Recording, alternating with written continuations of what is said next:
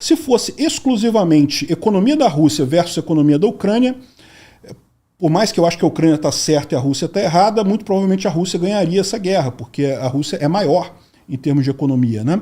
Mas a verdade é que a Ucrânia tem um apoio de todo mundo ali na Europa, com certeza dos Estados Unidos, de muita gente no mundo ocidental. Então eu acho muito difícil a Ucrânia não ganhar essa guerra, né? O Putin está apostando que esse apoio para a Ucrânia vai acabar em algum momento. Eu duvido que isso acabe. Por dois motivos. Primeiro, pelo medo dos países europeus. Os europeus, eles veem os russos como uma ameaça real. Eles sabem que se os russos hoje invadirem a Ucrânia e eles deixarem isso acontecer, amanhã vai ser Polônia, depois vai ser os países bálticos, depois vai ser a Alemanha.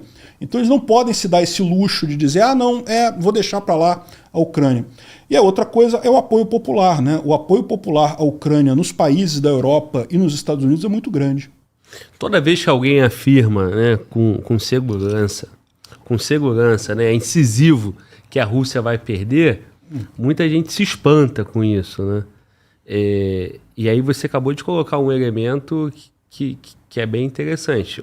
Você reconhece que a Ucrânia sozinha economicamente não sustentaria a Rússia pelo tamanho, pelo equipamento militar e pela própria economia. Não é nem a questão militar. É a economia, porque a economia que na guerra de longo prazo é a economia que dita.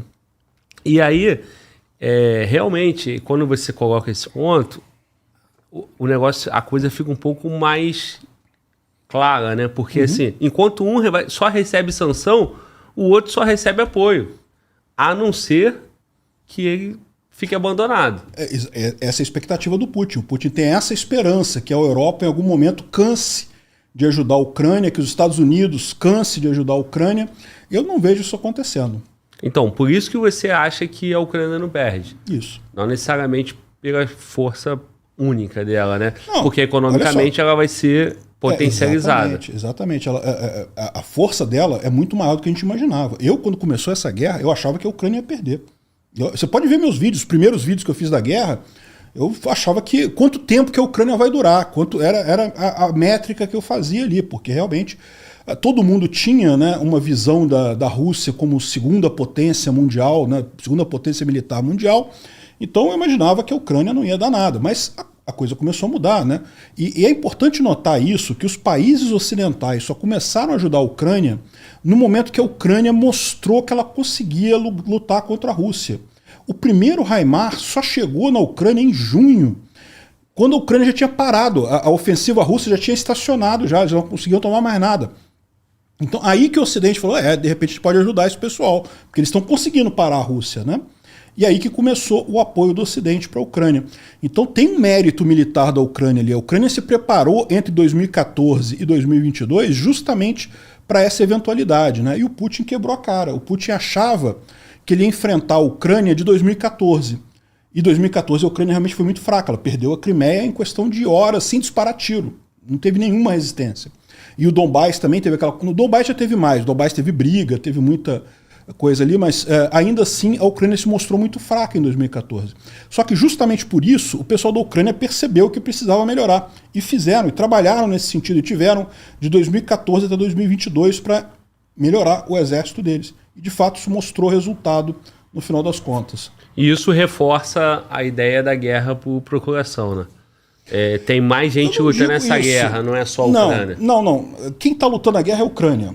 Você tem países que apoiam a Ucrânia. Tem um monte de países que apoiam a Ucrânia porque é a coisa certa a fazer. Todos os países deveriam apoiar a Ucrânia. Não deveria haver país que não apoie a Ucrânia porque a Ucrânia foi um país invadido. Se você aceita que um país pode invadir outro país meramente porque tem mais armas do que ele, então acabou, pô. Amanhã a Rússia resolve invadir a Amazônia e invade. E aí? Vai fazer o quê? Ah, não, mas tem mais arma que o Brasil, então temos que ficar quieto, não podemos falar nada. Não aceita isso, não se pode aceitar esse tipo de coisa, né? Então, existe apoio à Ucrânia, e esse apoio é fundamental. Eu não digo que não seja, é muito importante mesmo.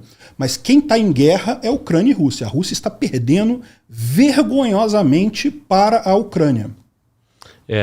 Então essa ideia de guerra por procuração você não concorda? Não. É porque quem defende diz que o campo de batalha é ucraniano, mas a guerra é da OTAN. Quem diz isso é a Rússia. A Rússia, ela por vergonha de estar perdendo essa guerra para a Ucrânia, adora dizer que está lutando com a OTAN. Tem até uma piada que o pessoal conta lá na Rússia, não sei se você já viu, né? O pessoal diz que um russo chega para o outro no bar, fica batendo papo, né? Coisa e tal. Pois é, essa guerra nossa com a OTAN está realmente terrível e coisa e tal, a gente está batalhando muito. E aí o outro russo pergunta, é mesmo? Quantos soldados russos os russos já perderam? Ah, já perderam 500 mil soldados russos e coisa e tal. Ah, e a OTAN? Não, a OTAN não começou a guerra dela ainda não. Porque é verdade, né? Sim. A OTAN não botou soldado nenhum nesse negócio. Quem está lutando são os ucranianos. Fica o pessoal da Rússia, adora falar, está lutando com a OTAN. Não está não, meu amigo. E eu falo sempre pro pessoal, vocês vão perceber o dia, se acontecer da Rússia, da OTAN realmente entrar nessa guerra, vocês vão perceber isso, vai sendo só vendo soldados da OTAN tomando um cafezinho na Praça Vermelha. Porque vai levar uma semana para isso acontecer. No momento que a OTAN entrar nessa... Olha só, o HIMARS, os Estados Unidos deram 22 HIMARS para os ucranianos. Olha a diferença que isso fez na guerra. Agora deram a munição fragmentante para os ucranianos. Olha a diferença que isso fez na guerra. Isso aí é a ponta do cocô, do cavalo, da mosca, do bandido, da coisa lá. É o nada perto do arsenal da OTAN. A Polônia tem 500 HIMARS.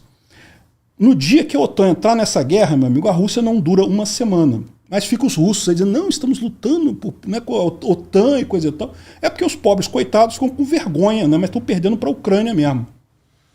Tu fala a OTAN entrar com os soldados, não só os soldados, mas a força de material, porque o que está mandando é muito pouco perto do que se eles estivessem na guerra. Muito pouco, é isso? Muito pouco mesmo, mas muito insignificante. Inclusive eu reclamo disso.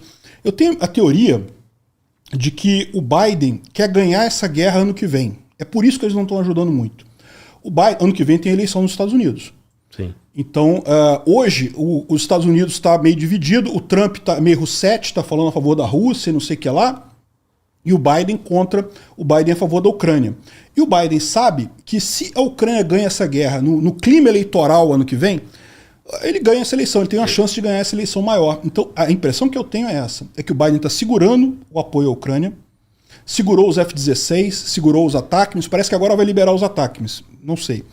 Mas está segurando isso porque ele quer ganhar essa guerra no que vem. Mas a verdade é a seguinte, os Estados Unidos, no momento que ele quiser ganhar essa guerra, é só lhe dar as armas para a Ucrânia e acabou a guerra. Se de um lado o Putin quer tem o mesmo desejo, mostrar força, mostrar que está ganhando, mostrar que está forte, porque isso eleitoralmente é positivo. O Biden também tem esse cálculo. Tem esse cálculo. Mas tem uma diferença fundamental, porque o Biden não invadiu país nenhum. Não, sim. Eu digo no discurso, né, na narrativa. Sim. Agora, e o Trump? O Trump também está disputando a eleição. E o Trump declarou que se ele tivesse... se ele fosse presidente, a guerra não tinha acontecido. Isso também dá força para o Trump, né? Para aqueles que gostariam que a guerra não tivesse iniciado. Olha só. Eu acho duas coisas aí. Eu acho que o Trump adotou essa política, adotou esse ponto de vista apenas por antagonismo ao Biden. Porque não faz sentido esse ponto de vista. 65% dos republicanos nos Estados Unidos são a favor da Ucrânia. Então não faz sentido nenhum ele fazer isso. Ele está fazendo isso justamente por antagonismo ao Biden. Além disso, lembra que os Estados Unidos ele é um país muito mais institucional que o Brasil. Aqui no Brasil, o presidente ainda consegue mudar um monte de coisa, o ministro do STF consegue mudar um monte de coisa. Lá a coisa é muito mais difícil. O Departamento de Defesa americano tem uma força enorme. E mesmo que o presidente ache que vai fazer, vai acontecer e coisa e tal, se o Departamento de Defesa falar alguma coisa, não vai acontecer assim não. E a prova disso é que todos os movimentos que começaram com o Trump, o Biden continuou. Na questão de defesa, por exemplo, a saída do Afeganistão, você pode até criticar, foi muito mal feita a saída do Afeganistão pelo Biden, mas é um movimento que o Trump tinha planejado, ou seja, o Departamento de Defesa já tinha planejado aquilo foi levado até o final.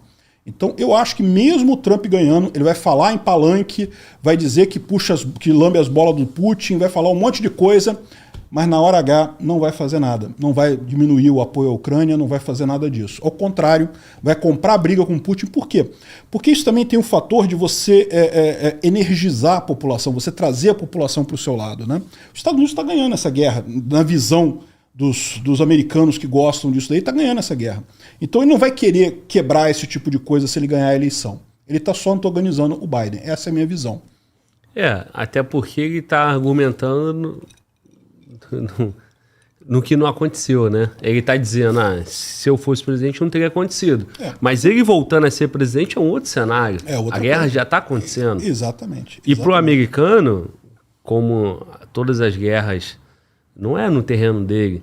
Então, e outra coisa também, né? E tá enfraquecendo a Rússia. E a indústria militar americana, tá imagina vendendo, quanto né? que eles estão ganhando de dinheiro com isso daí, cara. O HIMARS mesmo tá vendendo igual pipoca quente, meu amigo.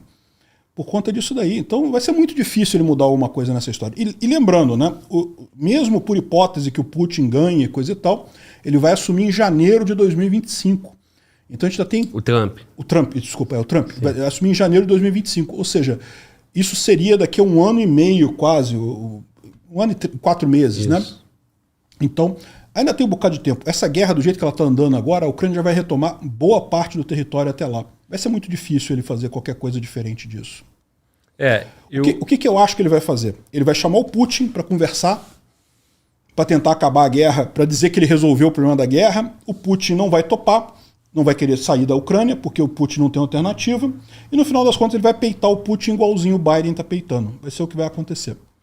Pois é, e logo ele que ganhou em 2016... sendo denunciado ou criticado que teria influência do Putin. Como é que fecha esse quebra-cabeça aí? Isso daí é uma coisa que realmente eu vejo... Cara, é aquele negócio, eu não sei, eu devo estar perdendo alguma coisa nessa história aí, porque fica muito estranho realmente, né? Ele estava sendo denunciado por conluio com os russos, e o cara vai lá e diz que apoia os russos.